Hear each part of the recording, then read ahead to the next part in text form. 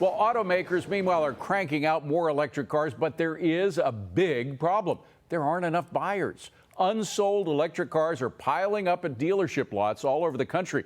Here now is the Center for Industrial Progress founder and CEO, Alex Epstein. Good to see you, Alex. Thanks for being here. Now, EV sales account for about 6.5% of auto sales. They are increasing, but the sales just aren't keeping up with demand. The demand just isn't there to buy all the cars that are made. Why do you think this is?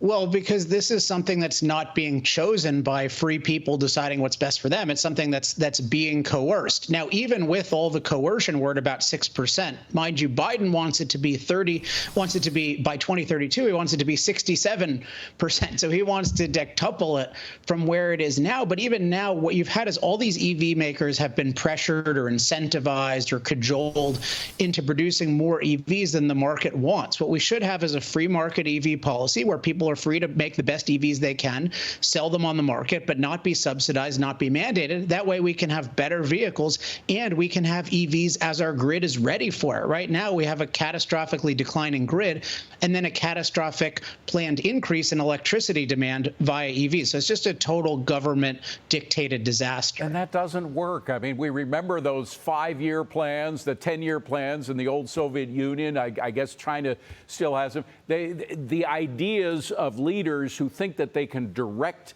the private sector and consumers in certain ways doesn't really work, but you see it on state level as well. You live in California. They're preparing for all electric, I think even sooner than Biden wants the whole country to go there. Will they be ready? I mean, will the electric grids, which are under pressure, be ready, et cetera?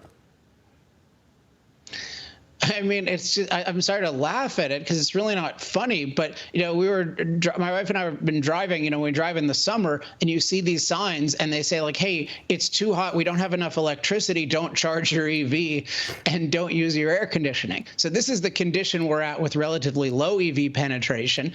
And we're talking about getting rid of oil powered vehicles by 2035. So no, they're not going to hit that. But anything in that direction is causing these problems. So right now we need to acknowledge, hey, these government dictated policies are bad. Let's get rid of them. Let's have a free market in EVs. And by the way, if you want to help EVs, why don't you actually allow mining? Biden claims to want EVs, and yet he shut down this amazing mining area in Minnesota among just being generally hostile to mining. So it's just a total scam. And we have to go, but these edicts are based on the sort of rhetoric that you know, Greta Thunberg and others have come out with. Say, Greta Thunberg, I think, just put out that in 5 years, if we don't get off of fossil fuels, the world will be gone. All civilized life on the planet will end. I mean, these kind of statements are not helping their cause, are they?